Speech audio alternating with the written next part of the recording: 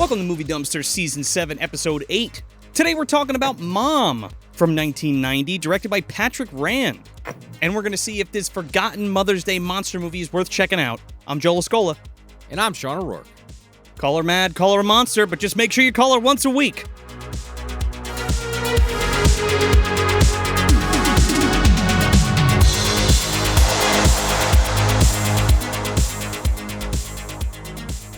It's that special time of year again, Sean. To all the mamas. To all the mamas out there. The mas. The mas. The moms. And the mama fratellis. Oh, she's out there, Joe. Just a thought in her mind that's showing on a podcast. He's talking about her. God bless you, Anne Ramsey. This is not about you. This is about your character. Yeah, she's gonna... Obviously not from Goonies, from Body Melt. The lore is deep. Mama Fratelli's fingers are deep inside that crevice and one of the holes in the bottom part. I don't know, Sean. You boys like tongue? Because she's going to give it to you. There's a lot of creepy old women in the movie dumpster universe. Granny Van Dam. I think she has a simulacrum in this film, actually. Yeah. At one point in her life, she created that clone, and she turned into Mom. Went down a very different path. We'll get into it. Mom is a separate entity altogether. Yeah. I could see that, too. GVD's mysterious. She doesn't need to necessarily make clones. She can just create beings out of nothing. I feel like Mom is more of an agent of Granny Van Dam. Yes. Okay, I could see that. Like the FBI element. If Granny Van there is one. If Granny Van Dam is Dracula, then Mom is the Wolfman of our MDU. Or the Wolf Woman. If there's a monster squad, I guess? Yeah. Okay, yes. The problem, though, as we'll talk about in this review, is that she's shot from camera angles where you really can't tell if she's a wolf man or something else or just a rat person, but it's a wolf man, sure. We'll go with that. We're going to talk about it. Well, before we slice into this Mother's Day cake, if you want some more Movie Dumpster content, you can head over to patreon.com/moviedumpster. Sign up for the $2 tier. Get yourself an ad-free version of this show, the audio version of this show. We also have a $5 and $10 tier on there. Get yourself some commentary tracks. You get yourself some watch-alongs. We do live watch-alongs where we watch a movie with you guys, the Dumpster Dwellers. And you can check the archives out. We have a ton of them on there, plus other things, including T-shirts, mini-sodes, behind-the-scenes stuff, little bonus videos. Patreon.com/moviedumpster. That sounds delicious. I want some of this strawberry Little Debbie cake, actually. We'll be talking about that shortly. We're going to be talking about that. But yeah, for no money at all. Not a one red cent that you have to spend. You can please like this video on YouTube, share it with your friends, or if you're listening on your favorite podcast app, do us a favor, leave that 5-star review and leave us a written review because it really helps the show get out of the bottom of the dumpster into more eardrums and eyeballs, everything in between. Please, that helps us more than anything. So if you're digging the show, we'd really appreciate it. And if you want to keep up with the Dumpster Dudes, you can just follow us on social media at Movie Dumpster, or head over to MovieDumpsterPodcast.com to get the latest on our upcoming events, what Monster Manias we're going to be at, Crypt Video events, stuff along those lines. It's also got our latest episodes in our store with new T-shirts, different things coming at you on the dumpster, from the dumpster, Dumpsterlicious, somewhere in there, MovieDumpsterPodcast.com. Check it out. So yeah, man, Mom. I found this movie at the Train Guy. Now, we brought up the Train Guy. The Train Guy. Been a minute. Yeah, it's been a minute. Coming back to the Train Guy. I remember the Train Guy. Do the Dumpster Dwellers remember the Train Guy? Do you remember the Train Guy? ? Well, I'm going to learn you if you don't know what I'm talking about. So real quick, I used to go with Chris Barr in Oceanport, New Jersey, and on the highway there, it's actually featured in Adjust Your Tracking, which was put out by Vinegar Syndrome, and I believe I'm part of there's a few clips of like my Wizard Video shoes in that documentary, and then on the special edition or the special features for the Blu-ray that VHS Shitfest put out with Vinegar Syndrome, I'm in the special features, so yeah, check it out. Anyway, but that store is located there because Dan went there. Anyway, Chris and I used to go there all the time, and it was the $3. This guy was selling $3 movies for his buddy who had a video store in Florida that went out of business. So he shipped him all the tapes, put him in the Train store, and that's the Train Guy story. Get your trains and VHSs. So this is one that I grabbed from there, because how could you not? How could you not pick this up? Both covers when you see it. Right? There's that cover, and then I don't know if there was an alternate cover or just the poster. That's a little bit more spoilerific. There's a German release with this on it. Okay, yeah, I believe the side so. to side. Yeah. Which I'm going to talk about in a second. Also, Tubi has that poster. Just straight up Oh, it puts does. it right on there. Oh, there it is. There it is. Mom. Yeah, Mom. But yeah, so I was like, shit, I got to grab this. Yeah, yeah. And when you pick this up, you're like, holy shit, grandma in sunglasses. And she's a killer. There's blood coming off the thing. And then when you look at the back of this, there's this fucking monster vampire werewolf goblin ghoul on it. And it's like, is Mom going to turn into this thing? So it's an easy... this was an easy buy that I had never seen. So I brought it home, and it's not exactly what I expected, but it was a pleasant surprise because I do enjoy this movie. So yeah, that's the story of this tape. I just thought that was fun to kind of throw in there because it was kind of a fun memory for me to grab this and where it came from. Yeah. I mean, I don't really have a backstory with this. Yeah. This is definitely one of those movies on the show. First viewing ever for this episode, but pleasantly surprised, and we'll expand on that. But this, maybe not what I was expecting, but I don't know exactly what I was expecting with this when I heard horror comedy horror, however you want to say that. And we definitely do get some comedy in this, but it definitely is a lot more horror. Yeah, I was surprised how straightforward it was. Second and third acts for sure. Yeah, so this was originally conceived by Patrick Rand as it was something as simple as like, you know what'd be funny? What if there was like an old lady that was like a fucking vampire and she ate people or whatever, like flesh-eating mothers kind of, which is also a different movie altogether. Radioactive grandmas. Yeah, rabid grannies. Oh, that's what I meant. Yeah. Momsploitation. That's what I said before we picked this up. So that you heard it first, right? Unless somebody else did it, I don't give a fuck. We're taking credit. But if nobody has called it that yet, Movie Dumpster is now coining the phrase momsploitation because there's a ton of shit. Brain Dead falls in there, man. Well, maybe not brain dead. There's a little bit in there. I guess so. Brain she dead. deserves what she gets, but it's in there. Nobody will love you like your mother. You got Mom. You got My Mom's a Werewolf. You got rabid grannies. You got flesh-eating mothers. The list goes on. Mother's Day on some level. Mother's Day. Oh, 100%. Which we covered with 100%. Josh Lunchmeat. Go back, check it out. But yeah, so he just kind of conceived it as that because he wrote, and then directed, he wrote it, and edited this film. Now this is his only directorial effort, I believe, but he was an editor. Yes. For a long time. Like, that's what he did. And he edited a lot of movies for Roger Corman and stuff like that. I didn't know if you were going to talk about that. I looked it up. He actually edited Bill and Ted's Excellent Adventure. One of my favorite movies, Twice Dead, he edited. I kind of assumed that was one you liked. I haven't seen that one myself. I saw The Unborn on there. Unborn's another one that we were talking about. That's going right into the MDU baby click. We still got to do that. Eventually. It's coming with Plutonium Baby. Yeah, it's coming. Death Wish 5, of course. Yeah. How can we forget? And one I had to write down because it was so ridiculous.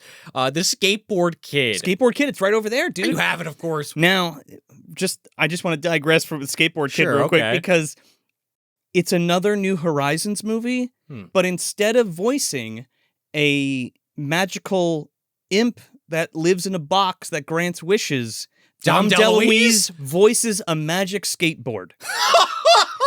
You know we got to do it. God, sign me the fuck. It's probably horrible, but sign me up. Hey man, it's canon. If we do that, Dino, I guess vampire motorcycles right on his fucking heels. If we're that deep down in the dumpster, we gotta be close. Yeah, but Patrick also does Scanner Cop 2, which is another great one too. Yeah, I did see that. But yeah, he's an editor, and he edited a lot of shit, and I thought that was really cool. This was edited pretty competently. I liked it. Yeah, I mentioned Twice Dead before. I just want to bring that up real quick because it's been showing up so much. Like I watched it the other day. Our buddy Bruce from Bloody Knife had a fucking laser disc that I missed out on. And I really love that movie, and I want to tackle it soon. What's the short? Give me your version of a plot crunch. You were talking about those long plot crunches last episode. What's a quick plot crunch on Twice Dead? This family inherits an old mansion that was owned by, I believe, their aunt, who was having an affair with this magician or some rich guy. And it was like a murder-suicide. And when they move in, there's like these punkers that like want to take over the house and like just bust their balls and fuck with them. They're real nasty. Like they're grotesque kind of. Yeah, they're a real nasty group of folks. But long story short, they may or may not get help from a metaphysical friend. Okay. Yeah. Well, it already sounds interesting. Yeah, Thank it's you great. for that. It's very good. So yeah, that's about it. Our buddy John Campapiano actually covered this film for Dread Central in an article back in 2016. There'll be a link in the show notes if you want to read it. It's a really good read. He interviews Patrick, or Pat. He calls him Pat in the interview. And there was some really cool stuff that I wanted to talk about from that article. I'm not going to tell everybody everything because you should go read it, check it out. I thought it was hilarious because the producer of this film wanted to take this and make it as a sequel to the movie Monster Dog. Do you know what Monster Dog is? No, but I don't think it's anything related to this. That's purely based on what I just watched. Nothing to do with it. Unless the dog in this was the monster dog, little what was it, Winston? Oh yeah. I would love to cover Monster Dog. Okay. So Alice Cooper's in it. He wrote a song specifically for the movie. Of course he did. Identity Crises. And I believe it's an Italian film, and the entire movie is dubbed over, and Alice Cooper himself is also dubbed over in the film. And it's like a werewolf movie. It's fucking great. I actually had him sign it when we met him at Monster Mania, and he told me that I don't know if I told the story, but his daughter they approached his daughter to like make the sequel as well, like later. That does sound very vaguely familiar. Yeah, Crazy either way. I do want to cover Monster Dog, but just a little tidbit on that. That is the movie that kind of saved Alice Cooper's career and got him sober, which is pretty interesting. And and he told that to me, so I thought that was very interesting. Cool. Yeah, so it was kind of a cool interaction.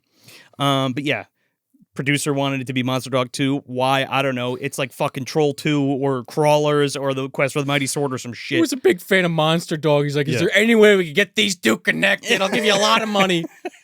And the second thing, which I guess we'll talk about a little later. I don't know if we want to talk about it now. Do we want to talk about the origins of the monster in this movie, or do we want to save it? We can talk about that if you'd like. All right. Well, I want to kind of get it out of the way right now because we're talking about the director in this interview. Specifically, is where I glean the information from. And within the movie, Brian James, spoilers. Love Brian James. We're gonna talk about him in a second. He is great in this. I love him so much. He is a vampire, werewolf, whatever ghoul, ?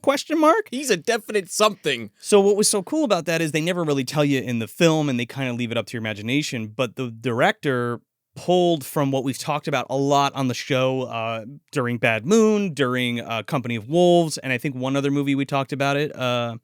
I can't remember which one it was, but we talk about the origin of vampires and werewolves and how they've kind of branched out from one type of creature in different folklore and legend. We definitely talked about it a little bit on the John Carpenter's Vampires. If not the original episode, the one we did with CB, the book to the movie. And then if you want to go even deeper into the lore when you were on Hack the Movies doing Bram Stoker's Dracula, you definitely talked about it a little in that. But definitely so you got some options. Definitely Bad Moon too. Yeah, with CB also. I think I talked about it the heaviest in that particular episode. Yeah, you're probably right. But I thought that was cool because the director was kind of keyed in on that, and that's what this creature is. It's older. Their interpretation of that. It's cool because I've never really seen that done before. I don't think I have. Not a vampire, not a werewolf necessarily, but like the creature that kind of inspired those lores and legends throughout different cultures. Yeah, definitely have seen other creatures, but ones in that vein. Yeah, that is a hyper-specific example of something that's unique. I thought that has a lot going for it already for me for this. So that was just kind of one tidbit I wanted to throw in there. And just the last thing I want to throw out there is that the special effects were done by Kevin and Sandra McCarthy. They were responsible for the cool head that we'll talk about and we'll be showing later when we get into the movie on screen for you YouTube watchers. And yeah, it's really fucking cool. So they did some really neat stuff. They also did the appliances for Mom, TM, and all that stuff. So yeah, it looks good. I mean, I like it. I think that the effects that we do get are good. Yeah, no, few and far between, but are good. But what's funny about that is it was originally conceptualized by Rand to not have any transformation stuff. It was much more subdued. That's interesting. Okay. And it was just the context thing, but like, I mean, the producers knew what they were talking about in terms of that. Like, you got to show the monster. Yeah, if you're going to do something, anything like werewolf adjacent, I mean, vampire adjacent, maybe you might be able to get away without showing a transformation. Yeah. I want to see it, but you can get away with it. Werewolf, you got to do it. And I understand what they're trying to go for, but I think they could still he could have still conveyed what he wanted to do with this movie. Yes. Plus have monster stuff in it. I agree. And it kind of works. I also just want to mention the composing in this briefly. Oh, yeah, go ahead. Really good. Like the music of this one. There's definitely one song right at the end there. I was like, is this circus music? But 95% of it was very good, and it's done by Ernest Troost, who's we haven't covered any of his films, but they're very movie dumpster adjacent films. Hit me, baby. Tremors. Oh man, he did Tremors. He did Tremors. He's got a ton. I only wrote 3 down. Tremors, Dead Heat. Okay. And fucking Munchies. Not Munchie, the first but one, Munchies. the Corman classic. Yeah, look him up. He doesn't have a ton of credits, but he's got like 10 or 20. He's done some stuff. This is good. I love the music in Tremors. Tremors is great. Yeah, that's so. That might be his best soundtrack. We got to do that. I know we kind of shied away from it because we did episode with Tony. Yes. Speaking of Hack the Movies, we did that whole, what was it, 6 or 7 of them? Every single 6. Movie. There's one that's definitely the worst. Did we do Shrieker Island in that? The last one that came out? Yeah, we did do that one. We did. Mm-hmm. I think that was the antithesis. That had just come out had come out recently, and Tony was like, "Hey, you guys like Tremors? Yeah, there's. Want to come talk about 6 fucking movies? There's 7 movies. Yeah, 7 movies. Yeah. So go check that out. Yeah, but yeah, maybe we should cover actual straight up either 1 or 2. I would love to talk about 2. And then the series overall. 2 is my favorite. Keep that in the pocket. Yeah. So yeah, you wanna plot crunch this boy? Or this mom, rather?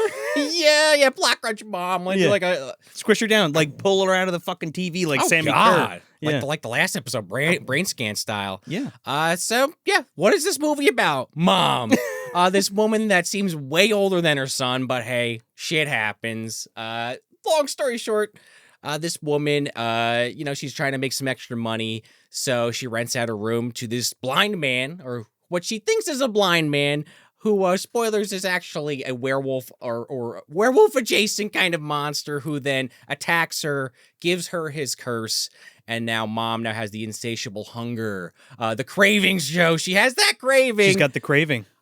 She's got that crave cereal. That's what I'm talking about. I know you like chocolate. Simulacrum. Yeah. I don't know if I'm saying that right, but I think you know what I'm talking about. I don't know exactly what that word means. From Dungeons and Dragons. You make a clone of yourself or something. I forget.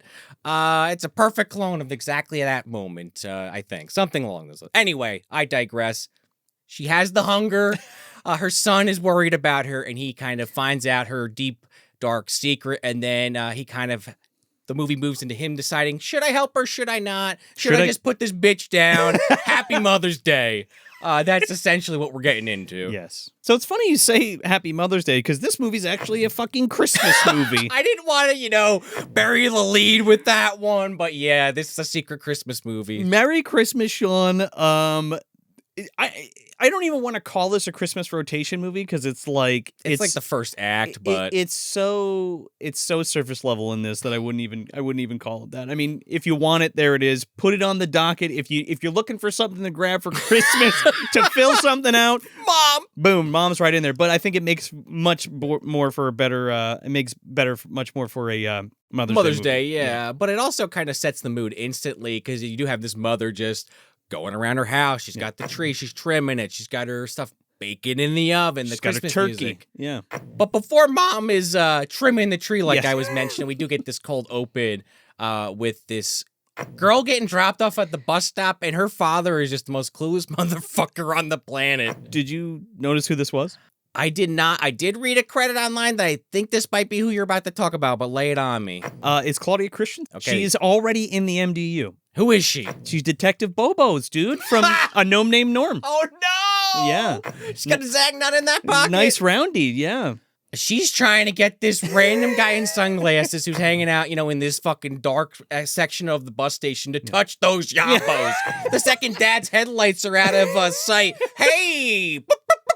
She's also in The Hidden, too, so I really like that one as well, which yeah. we should totally get to. I just want to bring that up. But yeah, so she's drinking like brandy, and it turns out she's like pregnant. I guess. Because she's like trying to coerce like Brian James to... Spoilers, that's who it is, right? Brian James, by the way, I fucking love Brian James. He's one of my favorite actors like of all time. Okay. There's just something about him, man. He's like... He's got a presence. He has a very distinct presence, and he usually plays a bad guy, but there's another movie that I want to cover, I think we talked about, Mutator, where he's like a scientist in that.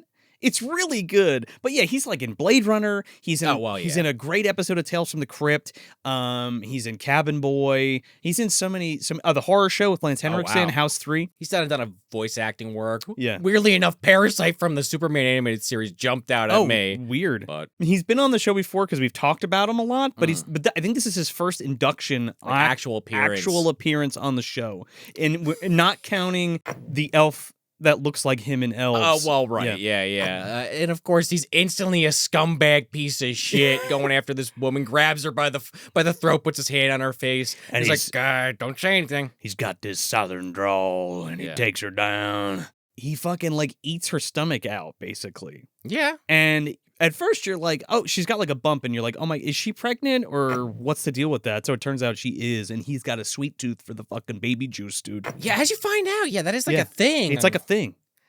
And we make points to, the secretions. It's funny because, like, we make points throughout the film to make it distinctly, like, Brian James Monster and Mom Monster, and they have different things about them. That is true. At least I think they do. At least she says that. Anyway. Yeah. Well, my menstruation sped it up. Maybe I got menopause. Ah. So yeah, when he kills her, he turns into this gnarly looking monster, man. Turns into this thing on the side of the box. Thing on the side of the box. It's so cool, and it sucks because it's so fleeting, and we only really get like 3 shots of it, and one's a dream sequence.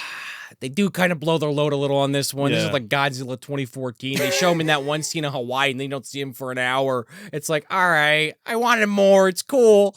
I wonder why that is. Maybe it just didn't hold up. Maybe it wasn't done in time. Well, it was a static head, so it didn't move or anything like that. So they only did like close-ups of it, which is cool. But works. Like, it sucks because like I wish because the budget wasn't a lot on this, but I wish it was more fleshed out, like the creature, because it looks awesome. You know, it's funny you mentioned the budget specifically because when this movie turns on, or when you turn it on, the fucking MGM logo hits you. I was like, this is an MGM joint. That comes with some clout. Well, they used to. They distributed it. That's kind of cool. It even has that kind of MGM stink at the end. It's a nice stink, but the credits felt very like, wow, this is like got some polish on it, man. Yeah, for sure. For a low budget film, it's kind of cool.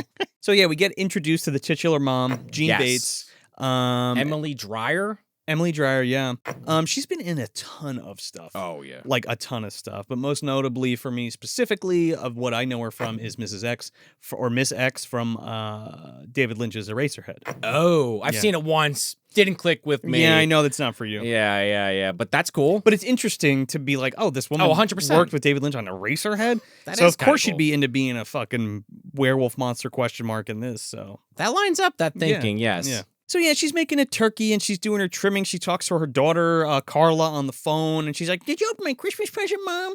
And she's like, "Oh, no, not yet." And she opens it up. It's like slippers and a robe. And like the gag there is that she has a fucking drawer full of these that are like unused, and she puts it in. Oh, okay, thank you, Carla. Shakes her head like, Yeah. They do some cool storytelling here too, because her son is a newscaster, Clay. This is a through line in the film. I like, and he's covering the murders that we saw that Brian James is responsible for. Right. He's called like the Desert Killer or whatever. So he's covering that as a news outlet. They say some Cub Scouts found the body. I just think it was Barnhill and Fishman from Bushwhacked. So? Ah, shit. Better call Spider. So Daniel Stern is part of this universe. I mean, it's movie dumpster universe. Oh, yeah, Joe. that is true. Don't forget that ever. Yeah, I guess he walked past it. Spider had to make the call. Oh, yeah. Dead body out here. Happy Mother's Day. Is that why they were tailing him? Maybe. They're like, this is later. They thought it was Daniel Stern who's doing the killings.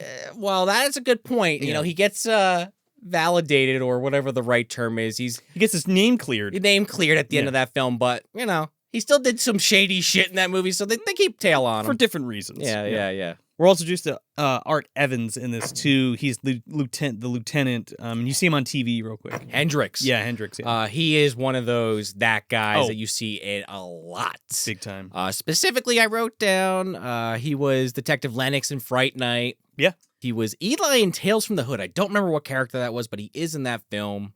He didn't rewatch it, but I couldn't place it. Art Evans in Tales from the Hood is the guy who warns all the news broadcasters about the mayor guy moving into the old plantation house. Oh, okay. He's like, it's cursed. Got you. Okay. So he's in that. Yeah. And Die Hard too.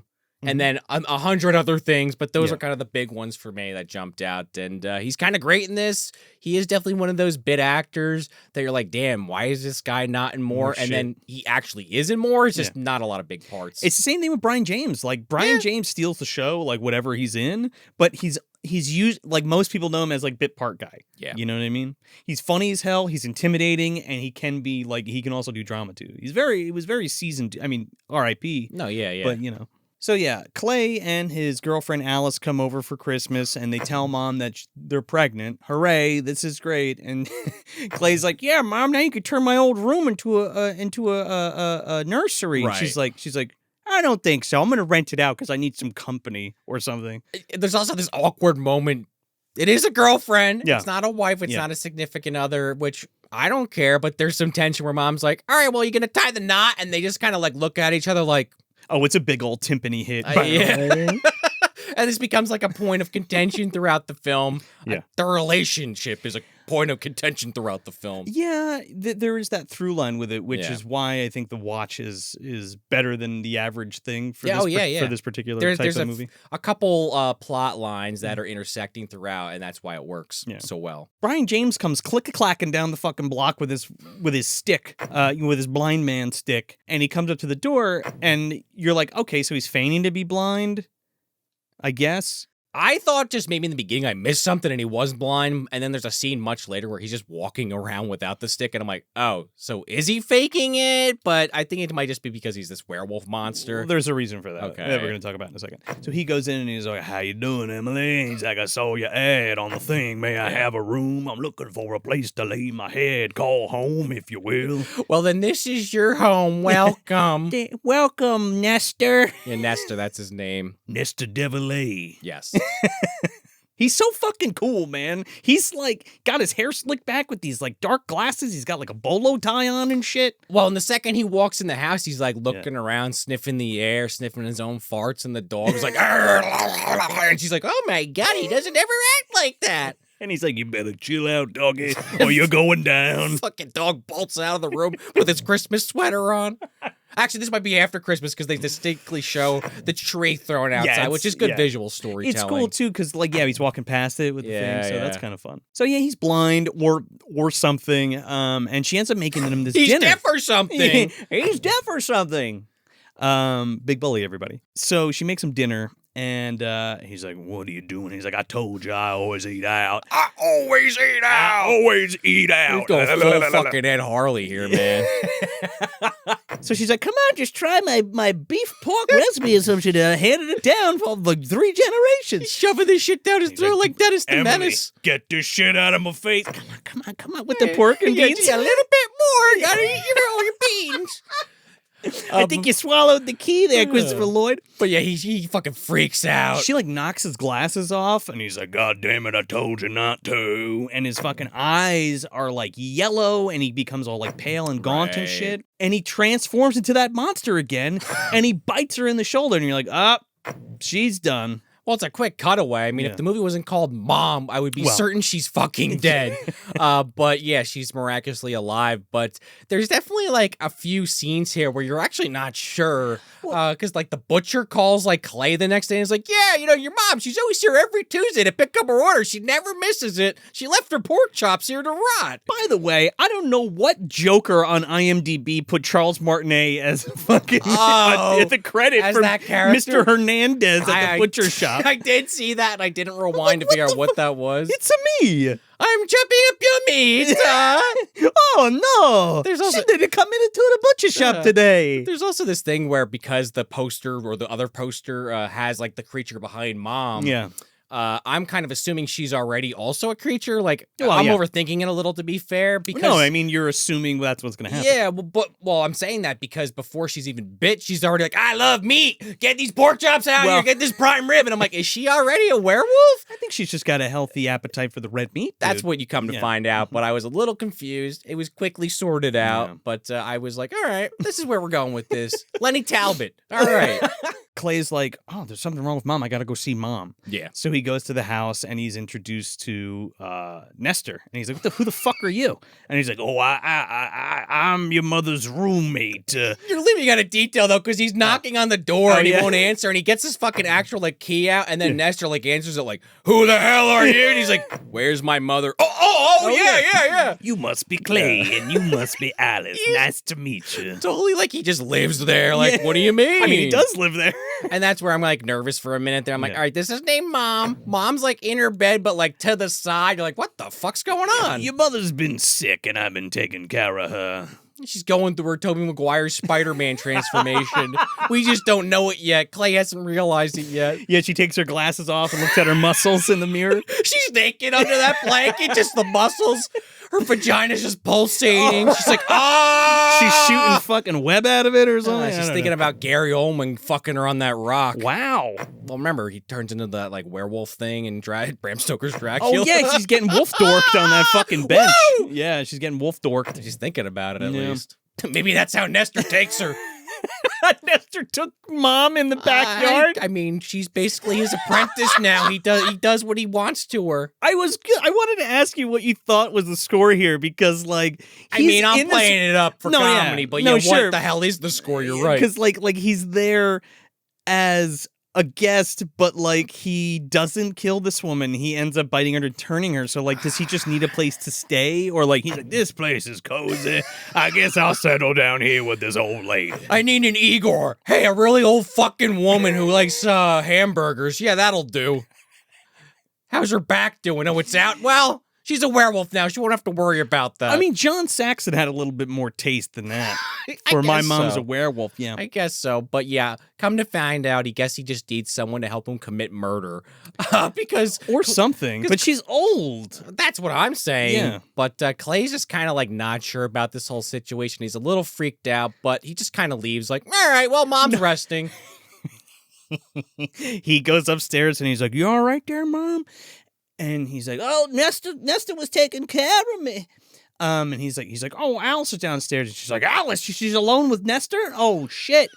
Right, when she's under the covers, she right. She shoots up out of the covers and there's a fucking severed arm under the blanket. I thought that was Nestor's arm at first. I'm like, what did I miss? No, she was chowing down on it, dude. Wow, yeah. Yeah. Nestor brought her some food. I think she went and found it herself. Little snack. No, Nestor brought it to her. Oh, he did, okay. Yeah. She hasn't been on her hunt yet. Oh, right. Okay, yeah, right. Vampire, a werewolf shit, you're not quite turned. You're going through the motions. Yeah, you got right. Yeah, right. Mm-hmm. Interview with the vampire, Dracula, it's all the same. Anne Rice is looking for her fucking paycheck. So, Clay goes downstairs, and Brian James has like got his head on Alice's stomach, and he's like, I can hear your baby's heartbeat, and blah blah blah. I always love a newborn baby, newborn baby mamas. Which it's not like clicking for you yet. Now it is. You know? Yeah, totally. Well, when you hear on the newscast, it was like, oh, and by the way, Claudia Christian was pregnant when and her belly was eaten out by a fucking monster, but we think it's a homicide, but not really. He's got a real soft spot for babies. Yeah. He's got a real soft spot for babies. So they leave, and they're like, okay, I guess, Nestor, take care of my mom, bye. And Clay's like, okay, this is fucking weird. Yeah. So he comes back later, and he sees Nestor and Mom leave in a cab, and he's like, where the fuck are they going? No walking stick. Yeah, right.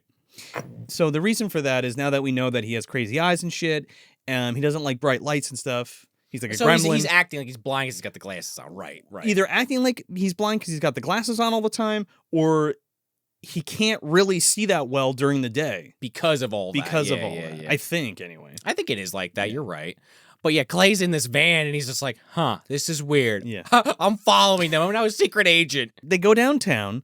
They have a rat and all that thing off her face, and then they find... They go down some, like, dark alley. He's like, what the hell? Where's my mom going? They grab a homeless man and bring him into, like, a cafe and, like, feed him, like, fatten him up.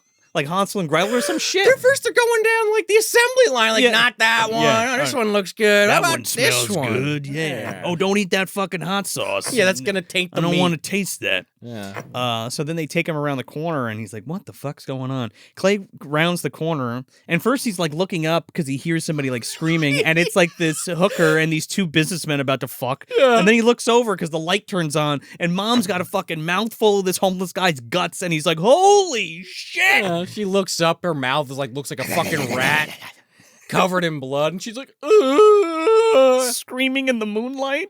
He runs off, He scared. throws scared out up his in the mind. corner, and like Allie Oates is there and like laughs at him. Oh, that's Allie Oates, Oh, yeah. big time. This is before she met the wizards, before she got into the castle. The garbage lady, yeah. Yeah, this fucking garbage lady just laughing at him, who ends up being like one of the key witnesses later, but all she does is laugh. Didn't even give her a damn line, so she should get a paycheck. So, Clay like pulls up to them, and he's like, "Mom, get in the car, not you, Nestor." I saw everything that happened. Don't kill me. Get in, Mom. Mom gets in the car. She's like, "Calm down, Clay. It's fine." He's like, "I just saw you fucking eat some guy." She's like, "Don't use that language with me, young man." They have unbelievable chemistry. Yeah. It just really works. Every scene with this mom and son, it just, I don't know, it's kind of great. His freak out, her trying to like calm him down, but then she's also now freaking out because she doesn't want her son to know she's a murderer and a cannibal. But like, she's also cool that she's like, Oh, she's gaslighting You just him. gotta roll with the punches there, Clay, my boy. Where are you taking me? I'm going to the police. No, come on, just go home. Think about it a little. We'll talk about it. He's sitting in this easy recliner, and Nestor walks in like, yeah, so to sort it out or what? Sort everything out. We're all good. One big happily family. And he's like, "You son of a bitch! You turned my mom into a fucking monster." And he's like, "Your mother's fine. Look at her. Look, her arthritis is gone. She's gonna live forever." She does mention that, but I love. And she's like, "Oh no, really? It's fine. It's all fine. better now. Yeah. I just got to eat one person a day. just one." Yeah. So Clay goes to throw a punch at Nestor, and like the classic, like grabs the catches it. hand. He's like, "This motherfucker," and he like punches him across the room. He goes flying. Yeah. "I haven't had this much fun in years." He takes like the sewing needles and like stabs Nestor in the stomach. Oh yeah. With And the then, black blood all over him. Black blood He's like, all "You over him." can't kill me, boy." well, he fakes him out at first. He Yeah. like lays on the ground like he's dead, and then he gets up laughing, sits down, So good. and then he Folds his legs and shit, all folds his cash. legs. It's great. and then he goes after Clay. Like he's like, "Fuck it, I'm just gonna kill you if you're Well- not gonna sit down and shut up." Well, no, because he's like, "Everything's fine, right? Would you just Oh, gonna, he's gonna go to walk the cops. away and call it a day? Don't turn me in, or else your mother's gonna get it too, my boy." Right. So he's like, "Yeah, everything's fine," and he goes in the kitchen to call the cops. And he's Right like, there. And he's like, "Motherfucker!" And he's like, "Your boy's about to rat us out." She jumps on his back like, "No, don't hurt him." She's like, "You promised you wouldn't kill him." And he's like, "You no match for me, old woman." Somehow he fucking like gets his hand stuck on the oven, and Clay turns it on and lights his arm on fire, and then throws a bunch of grease on him. And A jar of grease. He goes up like fucking Cropsy. That is a good example. Cropsy somehow survived. This guy does not. He's like, talk about vampires. He's like fucking Blacula at the end of that first film. He turns into Obi-Wan Kenobi. Yeah. Well, Yeah. we don't know. We don't know how to do this effect. This is low budget. To throw a fucking blanket on him. He's gone. All right. He's like little monsters. He turns into fucking clothes. Kind of a genius, low budget solution to a It problem. was good. And the way they explain that away is like, he must have been all beast for a long time, and he had Right. no human left in him. And Mom's even like, immortal my ass, like laughs about it. Yeah. By the way, also, Mom has been bit. We mentioned that earlier. And he specifically, to taunt Clay before he's killed, he grabs like Mom's shoulder and she's like, "No, don't show him," and shows like the bite mark. So now Clay kind of gets it, like, oh fuck, like my mom is this monster, but also is kind of like almost trying to gaslight himself into thinking like he imagined it. Well, It was a dream. It didn't really happen. I mean, it couldn't have happened, Joe. Sean, that's a hard pill to swallow, my man. You know, I totally if get it it. wasn't for the fucking vampire werewolf that almost just took his head off and then burned alive and turned into fucking literal dust, I think he wouldn't have believed her. Vampire, werewolf, ghoul. Don't get it twisted. Yes, whatever you want to call me. Beetlejuice. So that's it. Brian James is out of the movie, and that's kind of a fucking bummer, man. Speaking of Godzilla 2014, Yeah. just like It's like a glorified cameo. it's like Bryan Cranston in 2014 Godzilla, like I was just talking about. And you're like, wow, this movie's really good. And then he goes, and you're like, oh fuck. Well, thankfully that's not what happens with this No. film. It continues to do very well for itself. Yeah. Godzilla 2014, not so much, but we won't go there. So Nestor's gone, and Clay decides to just lock his mother in her room. And I'm like, this vampire, like, they're like strong. They're not like weak. Even though your mother's old as shit, she's like punching through doors later and shit. She's also kind of smart. She's spry. She knows how to get about, so, he locks her in there not thinking anything of it, like, this is gonna work. And then I'm just gonna go to work and leave her there all day with no food or water or anything. She'll be fine. She won't resent me at all. She won't be angry. She won't figure out how to get out of here. I definitely locked that window, right? I locked it. I locked it. Leaves. So it turns out there's another killing. So he goes down to the crime scene, and now that Clay knows what the fuck's going on and like why these people are being killed and what has happened, he's like sick about it now, because now he's like, shit, my mom is responsible. Not only was that guy Nestor, well, he's dead, but now my mom is, so now I'm fucked. She's gonna take all the heat if anybody finds out. Exactly. Yeah. So he has a really rough day. He goes back to mom's house to go check on her again. He ends up like falling asleep on mom or something, and she like picks him up, this full grown ass man, and like puts him in bed, and she lets him sleep or whatever. He doesn't really put two and two together yet. Again, trying to just tell himself, this isn't real. There's no way. My mom's not a monster. Yeah. How could it be? Well, he has that dream, which is kind of cool. Right. This is the only other time you see that cool head, that monster head, because like she's like, oh, I put you to bed, Clay, I love you, and then she like turns into the monster head, and then he wakes up and he's freaking out. So he like wakes up and like Alice is there, and you find out that Alice actually has like a pretty good relationship with his mother. Yeah. She's always asking about her, like, oh, how's Emily? How's she doing? Yeah. So he goes to work again, and she goes out. She ends up like coming home later and like bringing home a cradle and stuff, but he's not home. He's out somewhere, and she doesn't know where he is, but he's actually at mom's, like trying to keep tabs on her so she doesn't fucking kill again. Right. He becomes obsessive, and I mean, I guess he kind of has to, because mom's hungry. Mom is super hungry, because he goes into the room and he's like, Mom, you gotta eat. And she's like, I don't want to eat. I'm starving, but I don't want to eat regular food. And her fucking eyes are all crazy. She puts on her signature shades that are on the cover. Oh, yeah, her cataract glasses, Yeah. She's got her T800 sunglasses on, yeah. Exactly. So he makes her a bunch of food, and she can't eat it. She's like literally getting physically sick from it. She throws up. So he's like, all right, you get back in your room. I'm gonna lock you in there tonight. And she's like, you gotta let me out. I gotta feed. Well, and then earlier when he gets home, she's like, I hate you. You did this to me. You locked me in my room. How could you? This is hard. No one's ever done this to me. And I'm like, whew, this is getting dark. Man, he locks the door, and he goes downstairs to, I don't know, I guess sleep on the couch again. She fucking jumps out the window, breaks right through it. Like a fucking monkey or something, just climbing on the roof. I'm like, what is happening here? So she goes downtown looking for another bum to feed on. Did she run downtown? Does she have super speed now? I don't know, man. Cab? She's a quick one. She's jumping around she's jumping out fucking windows like a little spider monkey. That's true. So she goes down there, and she almost kills this one guy. He's like, get away from me or whatever. Turns out he's an undercover cop. Right. And I guess she likes the way he smells or something, because she goes after him again. Well, the craving's taking over, Joe. Yeah. He's the only guy standing in the alley at this moment, so she can't really hold it back any longer. And there's and the lieutenant is like in a van like surveillancing and stuff, because the guy's wearing a wire. Mm-hmm. And he's like, what the? He's like, get away from me, old lady. And she fucking goes full berserk on him. And he's like, oh, there's an old lady on PCP after me. I need backup. There's an old lady on PCP. I saw her with Body by Jake. That's what I'm saying. Yeah. She chases him up they to took like a shot under the tongue with each other. Yeah. In the back alley. Yeah. But she literally chases him to like the roof of a building. Yeah. He's like trying to break in. He's like trying to break the lock. Dude, he's so scared.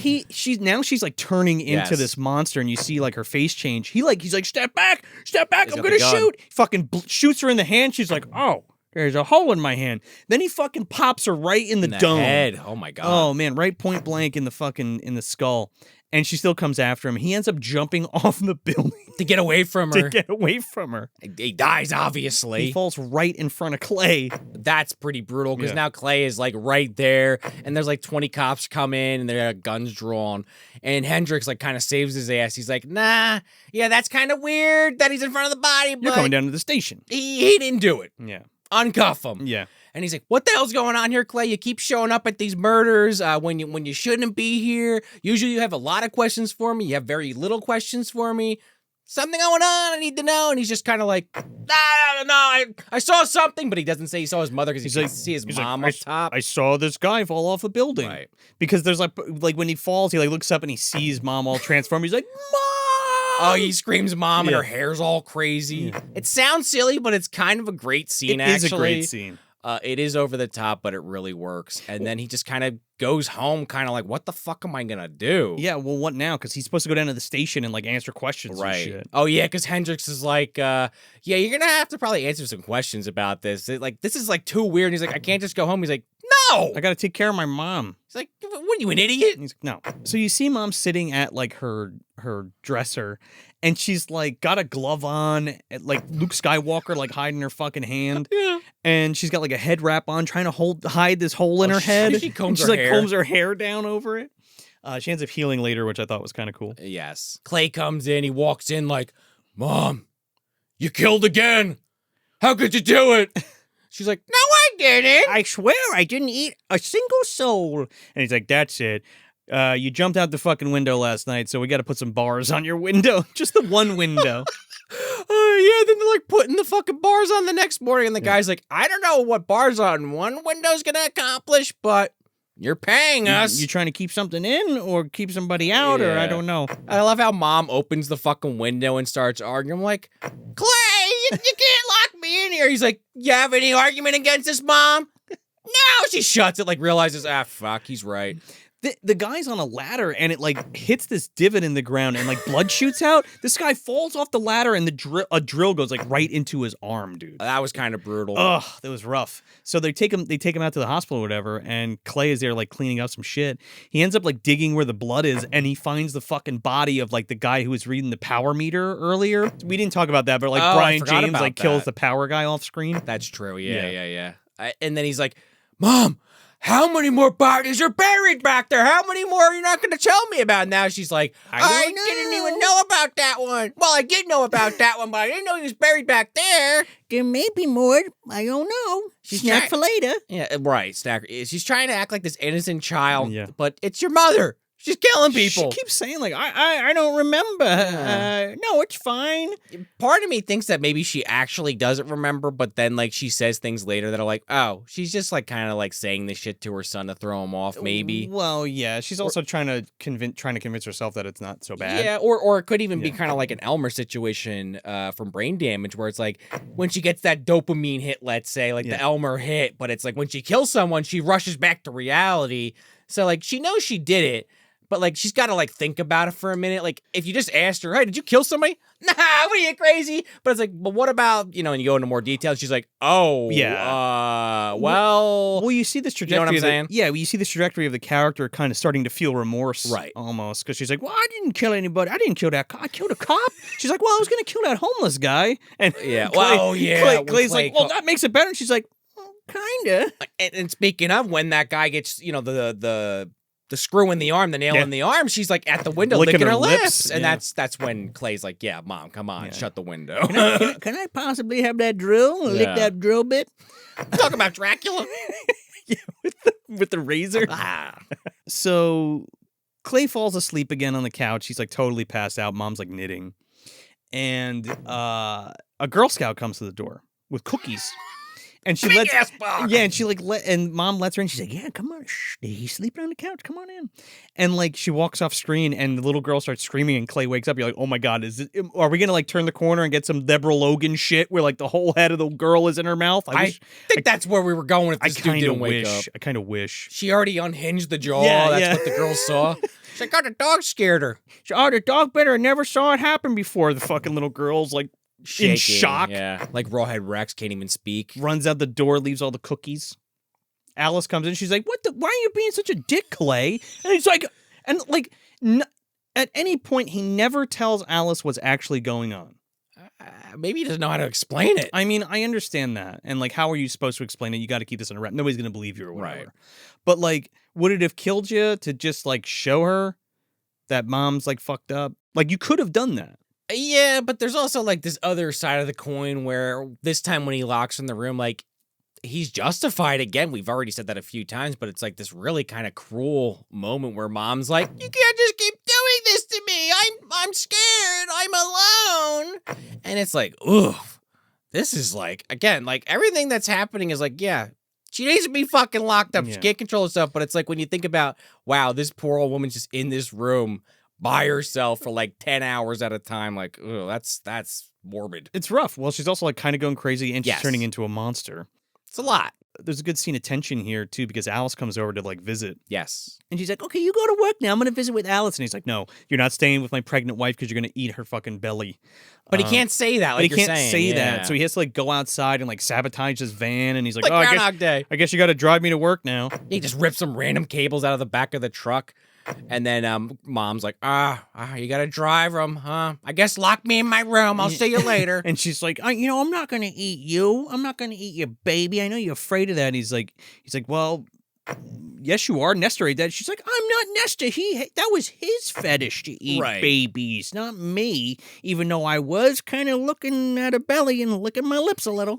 There was drool coming out of my mouth. Don't slip on it on the way out. I could smell that little fetus snack. So, Clay looks like shit. He's on television again. He's like, and we're here again on the scene. There's been another murder. He looks like the reporters from Batman when they can't use any hygiene products. Love that Joker. Lieutenant comes out. He's like, yep, there was another dead body. Dr. whatever. Dr. Stone? Stoney. And then like all the characters like, not Stoney. And I'm trying to put the fucking needle back and be like, did I miss? Same. Did I miss Dr. Stone?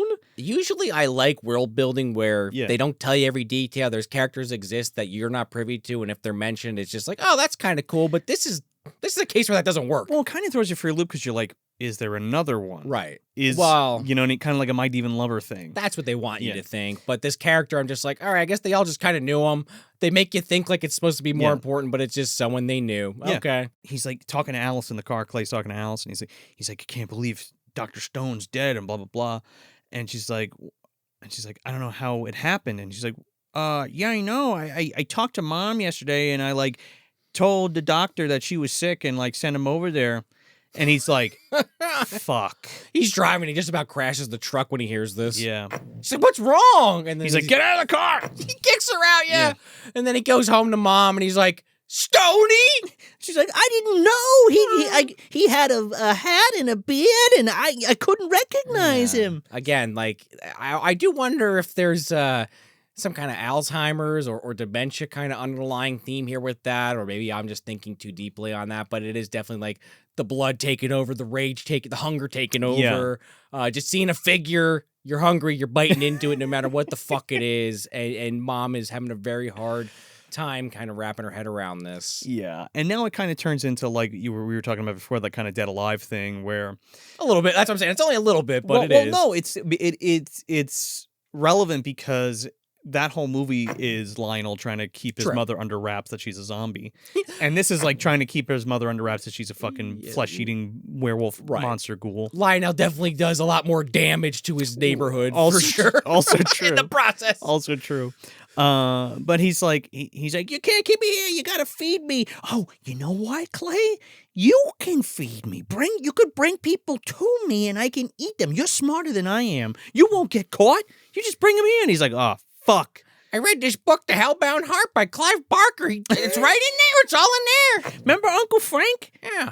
But for a moment there, you think he's not going to agree to this. And then it like slam cuts to like a bar and you're like, oh, he's doing this. Oh, dude, he's like 6 drinks in, right? Like contemplating this. Working himself up to it. And then this fucking woman is just looking. Beverly Hills. These are the hills, Joe. These are her hills. I'm Beverly and these are my hills. And he definitely got like hit on by some call girls earlier. So I don't know if it's the same chick. I think it's the same chick. She's like, you look familiar. Yeah, I saw you. Nice tie or whatever.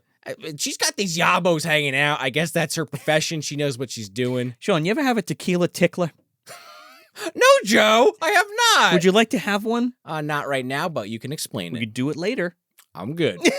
It involves kissing? Well, this is what we do. First, I take the salt and I put it on your arm there, and I pour myself some tequila, and I lick your fucking tickle your arm there, and then I take the shot of tequila, and then I put the lime in my mouth, and then I make out with you. What a rush! Tequila tickler. Meanwhile, the bartender is getting so fucking upset because he likes this woman, I guess. Which is also a prostitute. Gosh, she's my gal. I get her every night. But she's my prostitute. I'm getting cuckolded.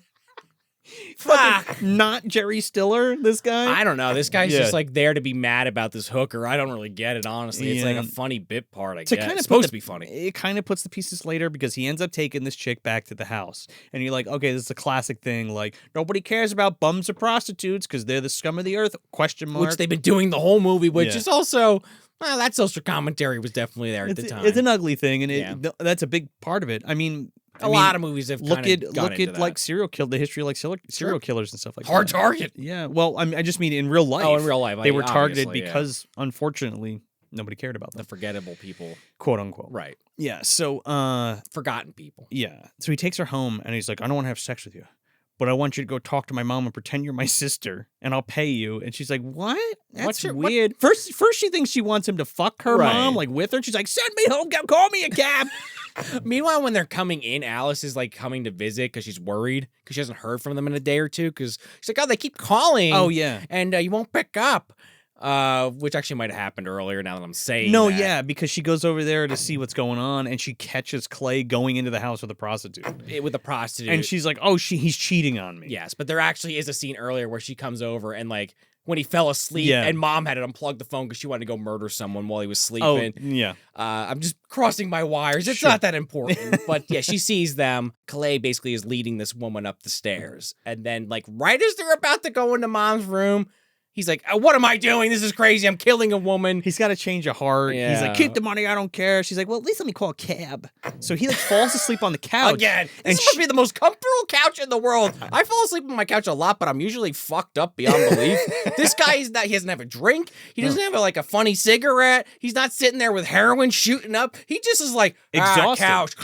I mean, has to deal with he's worried about his mom constantly about eating people, and he's just staying up for days on end. Yeah, a plot needs to happen. Yeah. Things need to continue. This woman needs to be butchered. Beverly's like sucking him down, dude. She's getting all fucked up. This cab's never arriving. Now, there's a funny gag here because his sister's name is Carla. Yes. And she's like, what is it again? Rita? Karen? No, well, that's the joke. She goes upstairs and she's like, I guess I'll go talk to her or whatever. And she's like, hey, Mom, it's me. It's Karen. I guess I'll go talk to her. Mom is upstairs moaning like she's got a vibrator inside her.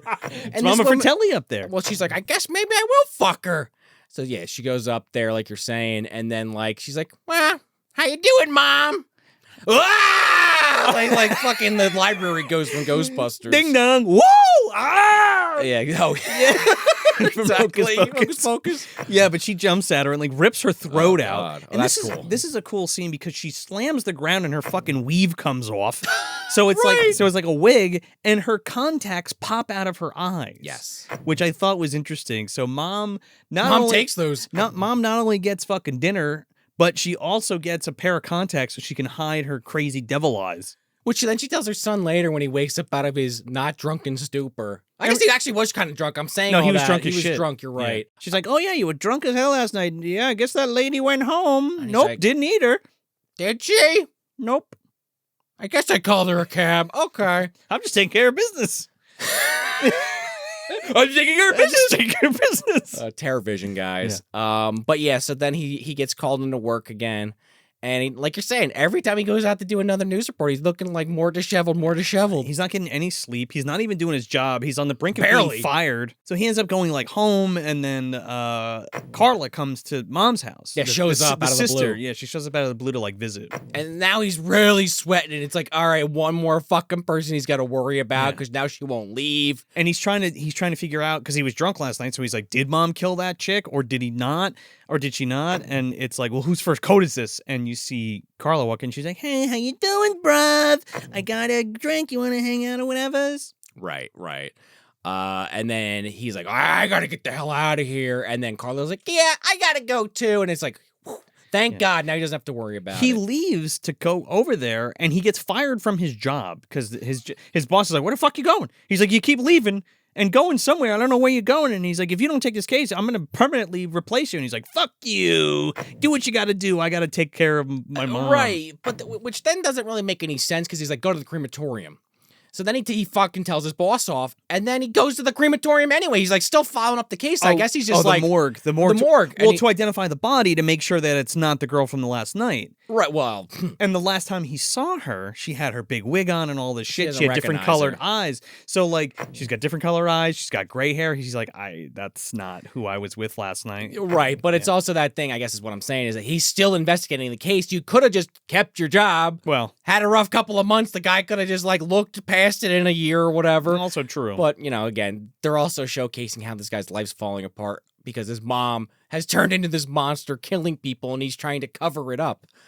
So on some level, maybe it's I don't want to say just desserts, because I don't think this character is necessarily in the wrong. He's just trying to do what he thinks is right. It's just this really shitty rock and a hard place he's in. Even his mom's in, but him specifically. No, 100%. And it's like, how are you supposed to deal with that? You know what I mean? And it's that thing. And again, like we were saying before, like how it's a little bit deeper than just monster movie. You know, it's that thing where like he's trying to take care of his mother, but also not let it affect his other life. But it's totally bleeding into his other life and fucking everything up, because now his wife thinks she's cheating on him. Yeah. And instead of leaving him, she like kicks him out of the apartment. Out, yeah. He gets fucking shit hammered and crashes into mom's fucking driveway and gets out and goes upstairs. And he's oh my God. And he's like, she kicked me out, Mom. I gotta stay here with you. So he starts stumbling downstairs again in this drunken stupor. But before he left earlier, him and Mom have this quick like side conversation where she's like, why are you so concerned about me and Carla? Nothing's gonna happen. It's my daughter. Yeah. And he's like, yeah, okay, Mom. And he says, because she ate the doctor. She ate the doctor. She supposedly killed these other people. And he says, well, if I'm wrong, Mom, I'm sorry. But if I'm not, you will be. Yeah. Well, I don't know what he's gonna do to her. Well, fast forward to now where he's drunk, stumbling around, and he goes in the kitchen and trips over these garbage bags. Oh, man. Which previously we've seen Mom put that dead hooker in garbage bags. In garbage bags, so you already know what it is, but you don't know who it is. Yeah.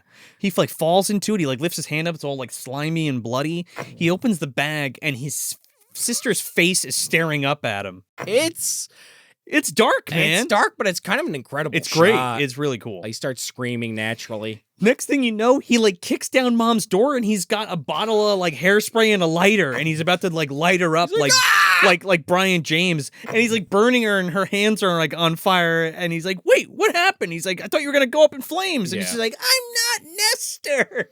But then so she's got like 3rd-degree burns on her hands now. Right, but then he's like, Carla? Yeah. She's like, I couldn't tell.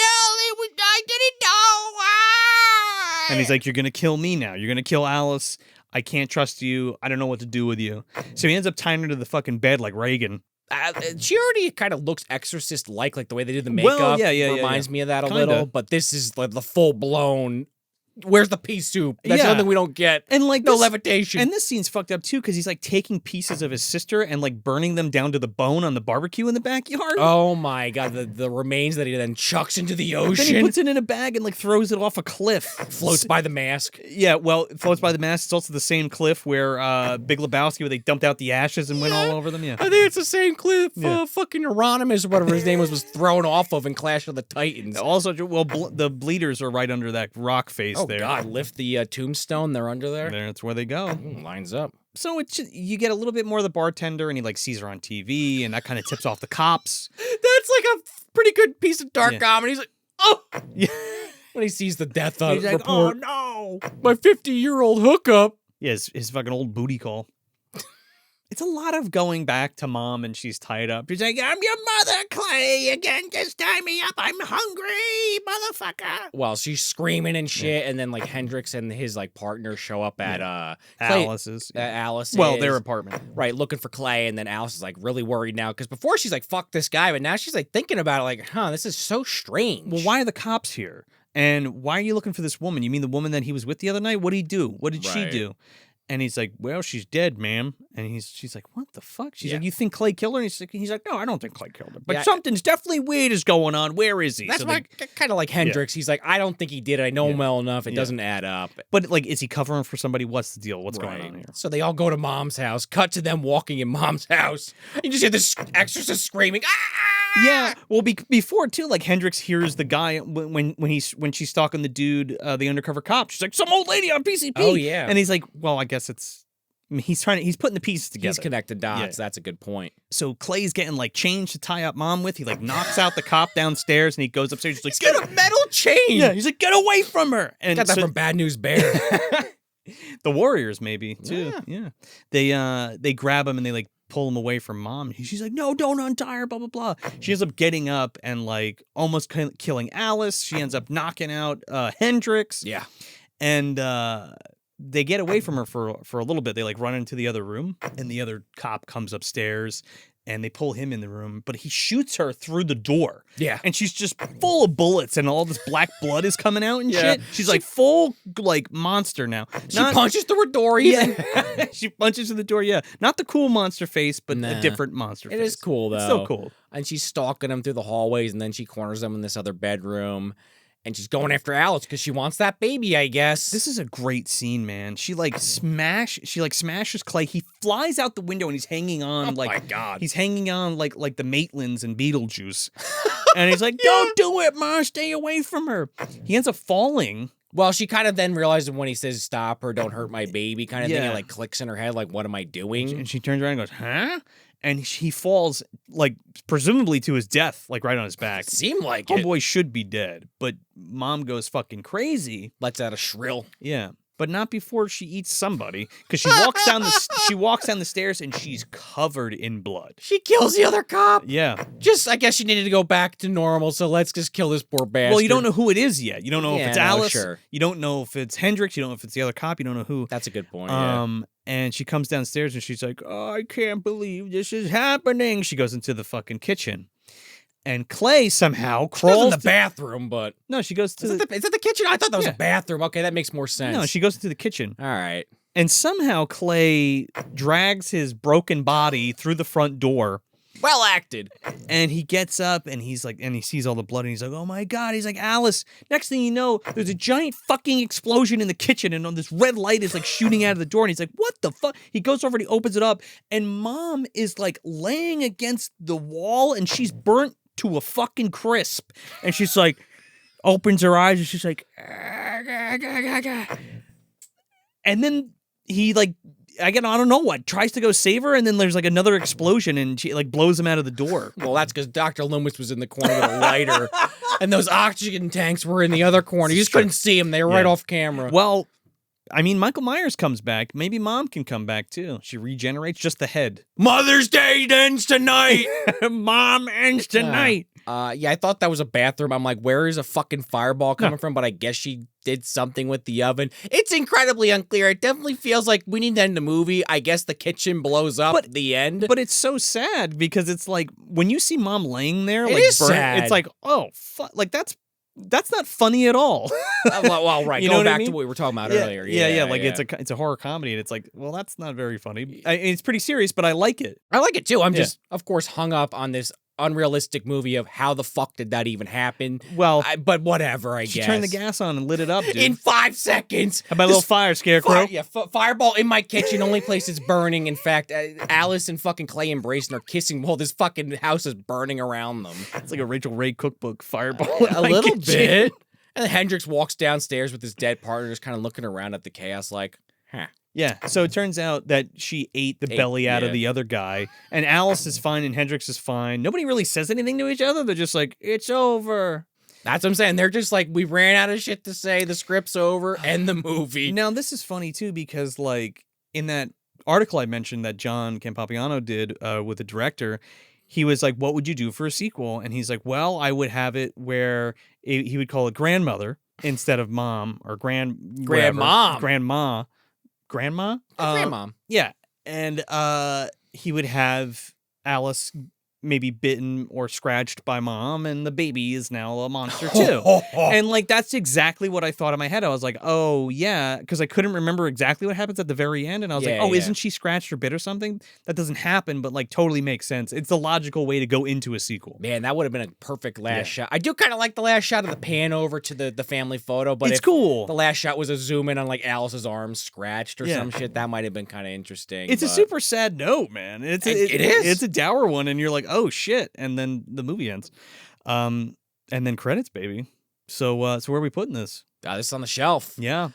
This is glad to hear that. I'm glad you enjoyed this. Yeah, no, I mean, a lot of times with these films, like if the plot's good, that saves a lot of other things. Now, I think that's really something that this has going for it. With that said, I don't think this really has too many negative. It's just it's a really good mediocre movie, and when I say mediocre, I know that has a negative connotation. I don't mean it like that at all. It's a solid 3 out of 5. Yeah. It does everything you're looking for in that kind of film. It checks off a lot of budgets. It checks off a lot of boxes on the low budget horror film movie the boxes I want checked Sure. off.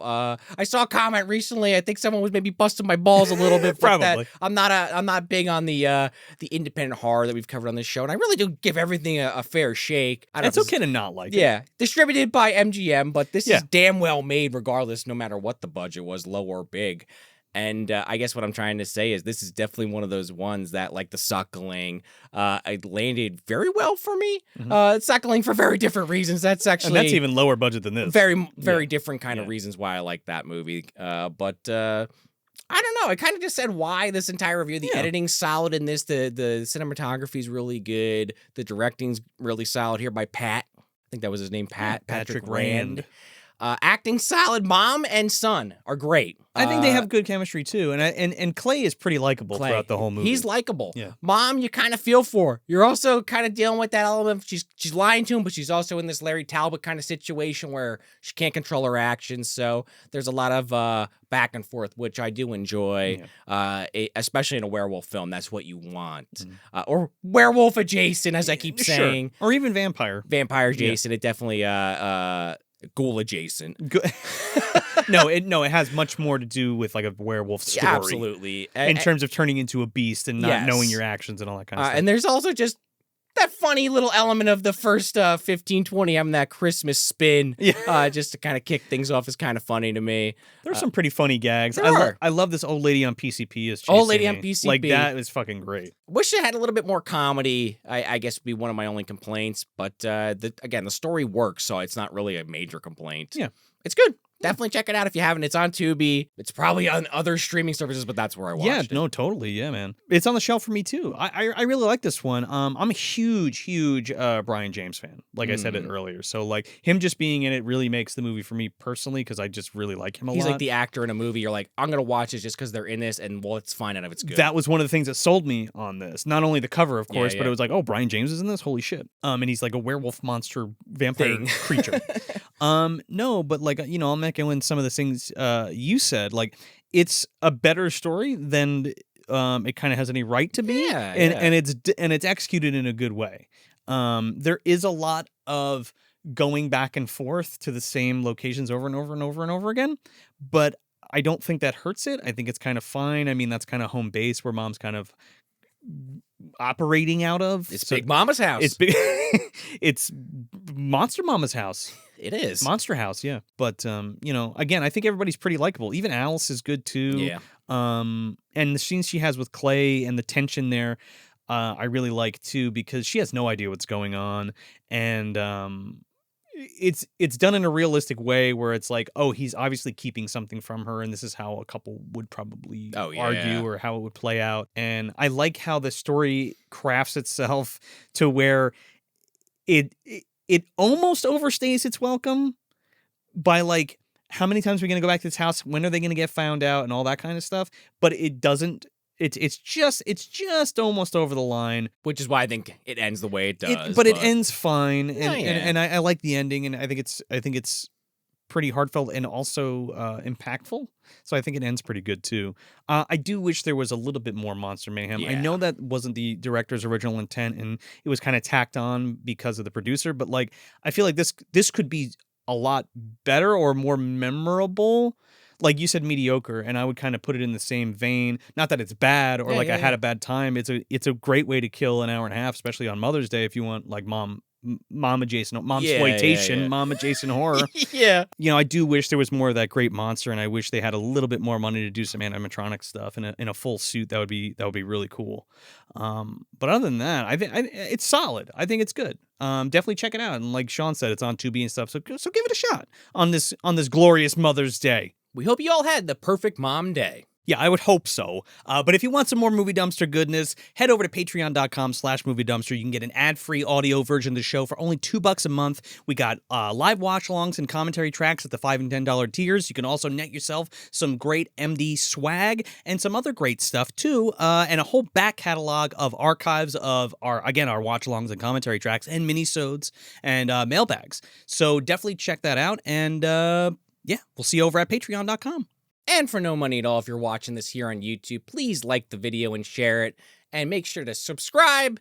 And if you're checking us out on your favorite podcast app, please leave a review and that 5 stars. It really does help get us out of the bottom of the dumpster into more eardrums, eyeballs, and everything in between. We really appreciate it. It really does help. And if you want to keep up with the Dumpster Boys' whereabouts, head over to moviedumpsterpodcast.com for the store and our calendar, see what's going on. Or if you're on the social media, follow us at Movie Dumpster on all your favorite social media apps and check out what's going on. And we'll catch you on the next one. And also, I'd be remiss to do this entire episode and not open up this box of Little Debbie's that's been sitting on the table the entire. We got to at least try these fucking things before we get out of here. Yeah, let's do this, man. Do the honors, Joe. I found these at my local Giant, your local grocer. You can finally find these out. If you're curious, they are Little Debbie's. We're not getting paid by Little Debbie's. No.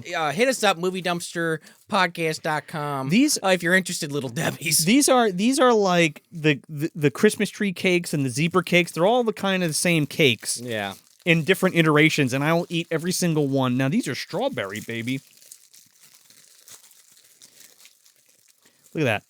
Beautiful. Pour one out for, or eat some cake for Brian James. There you go, R.I.P. Well, oh. I've got my cake. Oh, man. I'll clean it up. So that's it. That's Mom from 1990, directed by Patrick Rand. I'm Joe Lascola. And I'm Sean O'Rourke. Thanks for visiting the dumpster, and happy Mother's Day.